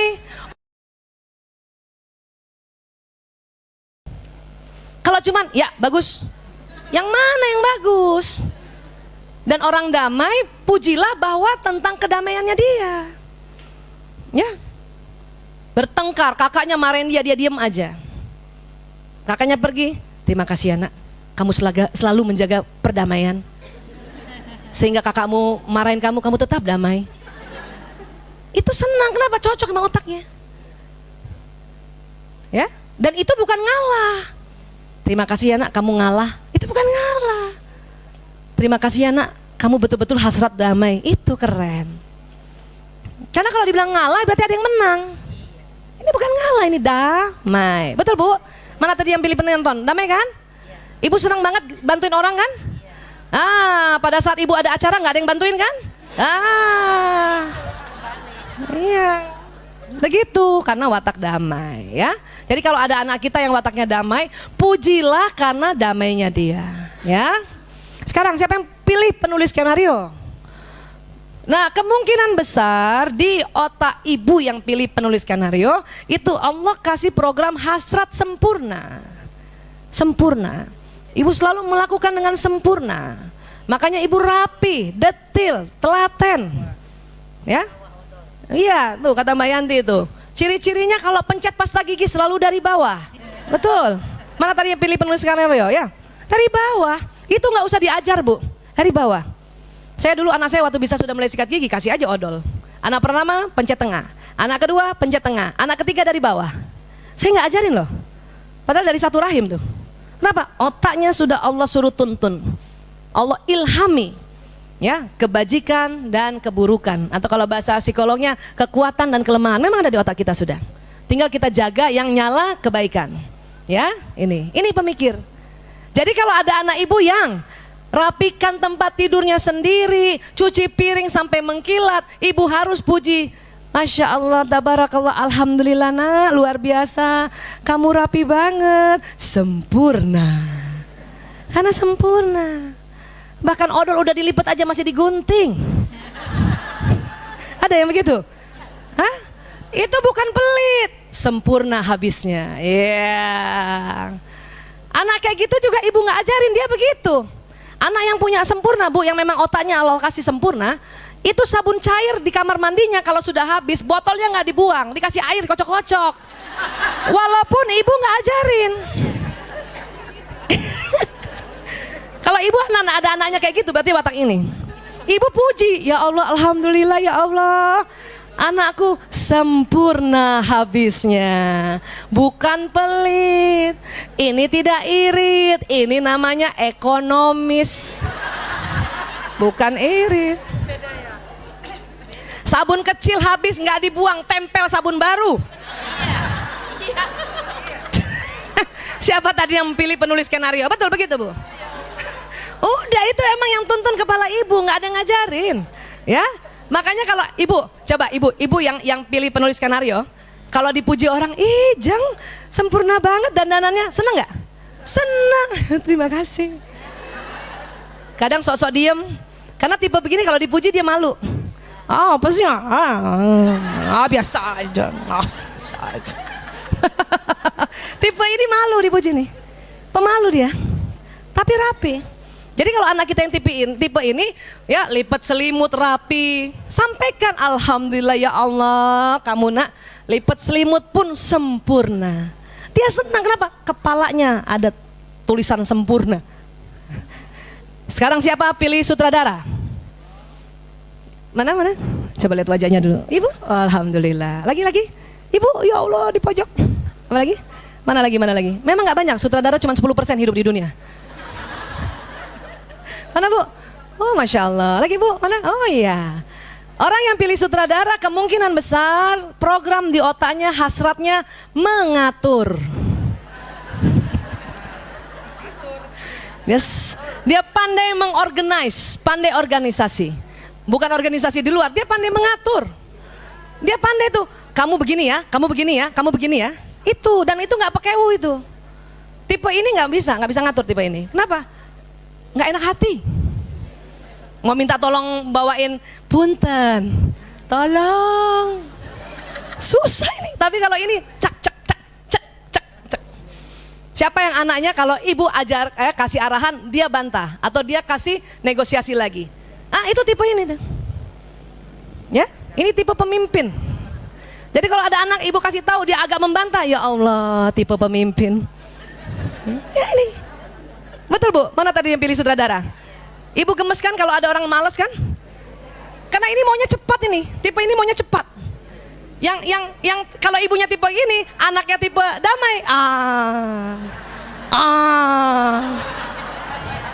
Kebalikannya, ibu tipe damai, anaknya tipe pelaku ini, tipe yang ini. Hati-hati, ibu bisa diperintah kalau punya anak tipe ini. Paham ya Bu? Jadi ibu yang tipe damai kalau menghadapi anak yang tipe sutradara itu harus tegar. Bunda, aku mau permen. Enggak sayang. Bunda, enggak sayang. Bunda, enggak sayang. Sampai rumah ibu capek, segera tidur siang. Ya, tipe ini karena habis energinya untuk handle perasaannya, ini harus cepat tidur. Jadi kalau ibu sudah capek hadapi anak-anak yang terlalu kuat, ibu tipenya damai, anaknya tipe kuat, ya, maka kalau ibu capek tinggal tidur saja, sudah, nggak usah pikirin. Supaya apa? Ngecharge dulu Bu. Kalau nggak percuma, ibu nggak mikir, nggak bisa mikir, udah tidur aja dulu. Begitu memang, ya, oke. Ini tipe yang sebetulnya anak setiap dikasih arahan dia ada aja ngebalesnya, tetapi dia kerjakan pekerjaan itu. Memang nggak enak waktu dibantah, tapi dia kerjakan. Kenapa harus aku? Masa aku terus sih anak-anak? Pas kita nggak ada dia yang pergi. Kalau ini anak ini enak. Kenapa? Nggak pernah bantah. Iya bun, iya bun. Tapi minggu depan baru kerjakan. Tapi nggak bantah kan? Kan ada positif negatifnya. Ini nggak bantah, tapi minggu depan. Kenapa? Dia butuh kekuatan untuk mengerjakan. Bukan malas, dia butuh kekuatan. Kalau ini membangkang, tapi dikerjakan. Udah semua enak kan? Nah sekarang siapa pilih artis? Lihat dulu di tangga ada? Ada? Mana? Mana? Iya ibu. Lagi. Artis itu di otaknya program gembira. Jadi kalau penonton orang damai, ciri khasnya pengamat. Kalau yang tadi pilih penulis skenario itu orang sempurna, ciri khasnya pemikir, mikir aja. Ya. Kalau yang pilih sutradara, ciri khas hasratnya mengatur, ciri khasnya pekerja, pelaku. Itu orang pilihan sutradara, nggak ada hari libur. Mana Bu? Ibu libur aja kerja kan? Ada aja ya. Talang air lah dibetulin. Itu betul. Betul Bu. Gemes kalau nggak kerja ini. Ya. Nah, tadi bisnis sutradara, ciri khasnya gembira dan ciri khasnya pembicara. Jadi kalau cerita seru aja. Ya, ini. Oke. Kalau punya anak tipe gini, ya, pujilah bahwa dia gembira. Tipe begini yang tipe mau cepat dan gembira. Itu kalau dia lempar sampah, masuk nggak masuk tetap gembira. Kalau nggak masuk apa dia bilang? Insya Allah besok masuk. Dia tipe gembira. Ibu sedih dia yang gembira. Come on ibu, come on, move on dong. Ya Allah, alhamdulillah anakku, kamu selalu bikin gembira ibu. Jadi puji sesuai wataknya. Jangan ya bagus apanya yang ibu suka. Ya, paham ya Bu? Nah, setiap orang ada dua wataknya. Maka perpaduan. Coba sekarang, siapa tadi yang pilih penonton, pilihan keduanya penulis skenario, ada? Angkat tangan. Hah? Berarti ibu orang yang damai dan sempurna. Masya Allah. Kalau anak ibu yang tipe begini atau suami ibu tipe begini, pujilah karena dia damai dan sempurna. Ayah, ya, ayah mau ke Palembang apa ke Bandung? Terserah bunda, terima kasih, ayah damai banget. Kayak terserah. Ya, kenapa? Karena biasanya ya pasangan yang ini dapat pasangannya ini. Suami yang tipe damai dapat istri yang sutradara. Kalau nanti suaminya ambil keputusan, kata istrinya, bukan gitu ayah, nggak mau diatur. Makanya kata suami terserah bunda. Ya, ya. Sekarang siapa yang pilihan pertama penulis skenario, pilihan kedua penonton? Ini kan ke sini. Iya, berarti Anda sempurna dan damai. Puji. Ya, kita pasti senang dipuji kalau dua ini. Ada ya? Nah, ini lazim. Sekarang, siapa yang pilihan pertama penulis skenario, pilihan keduanya sutradara? Ada? Ibu-ibu, ada? Nah, ini juga. Berarti ibu orang yang sempurna dan mau cepat, mau ngatur. Udah ngatur sempurna. Oh. Ya, nah ini. Sekarang kebalikannya. Siapa yang pilihan pertamanya sutradara, pilihan keduanya penulis skenario? Nah, ini juga lazim ini. Ya, seneng mengatur dan mau sempurna. Nah, ini kalau yang ngikutin ibu nggak paham-paham ibu nih, waduh keteteran ini. Ya. Sekarang, siapa yang pilihan pertamanya sutradara, pilihan keduanya artis? Ada? Sutradara artis ada? Nah, berarti ibu mau mengatur tapi gembira. Ya, kalau jadi pimpinan, bos yang selalu ajak jalan-jalan anak buahnya.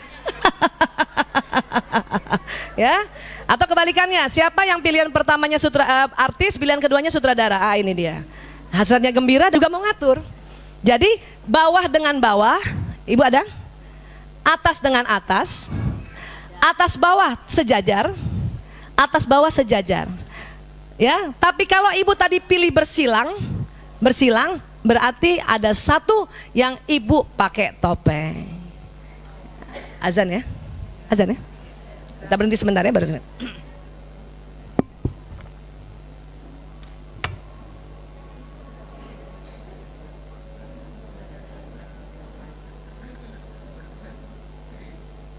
Ini terakhir ya. Jadi kalau mau tahu anak ibu wataknya apa, ibu tanya aja sama anak-anak. Masih kecil pun dia paham kok.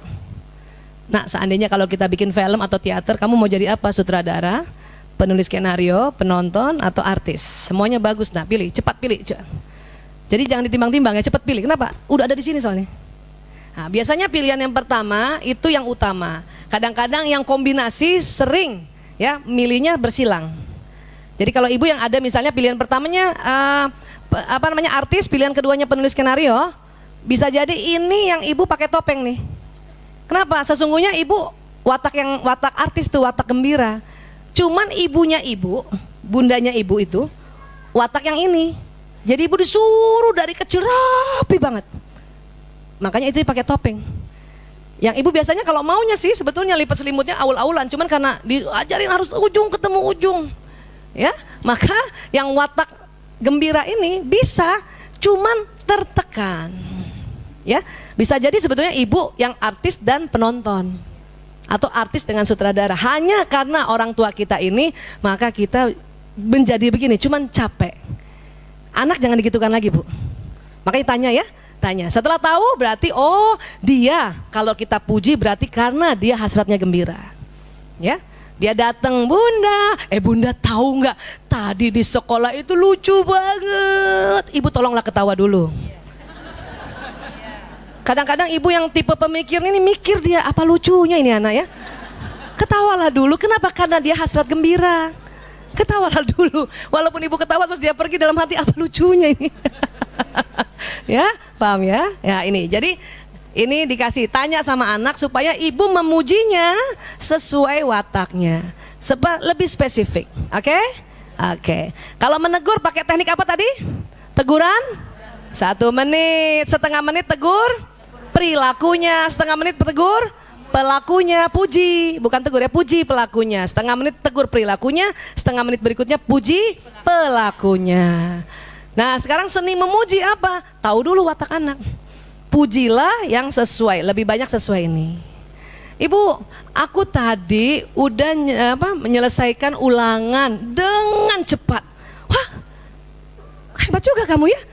Pasti kamu gembira ya mengerjakan ulangannya. Nah, ini pasti cepat nih. Anak begini nggak bisa lama nih. Cepat aja deh, udah deh. Tahu nggak tahu, pokoknya gue gembira selesai. Itu nggak bisa sama itu. Iya, tulis aja. Oh, puji aja. Ya, doakan insya Allah nilainya bagus sehingga kamu tambah bikin gembira. Wah, jadi setiap kita mau bicara ingat hasrat ini. Mau tanya anak, kasih tahu. Nah, sini duduk.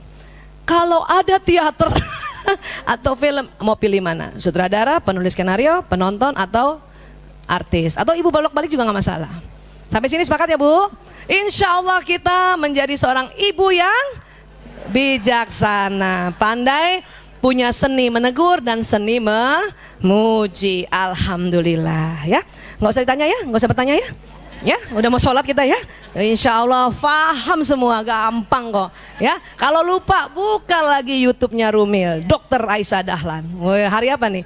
Oh judulnya ya, judulnya hari ini ya, seni menegur dan memuji anak. Ya, baik, maaf lahir batin, ibu-ibuku sayang semuanya. Mohon maaf ya, maklum harus ada contoh-contohnya. Ya. Mudah-mudahan kita semua Allah selalu lindungi ya. Wabillahi taufik wal hidayah. Assalamualaikum warahmatullahi wabarakatuh.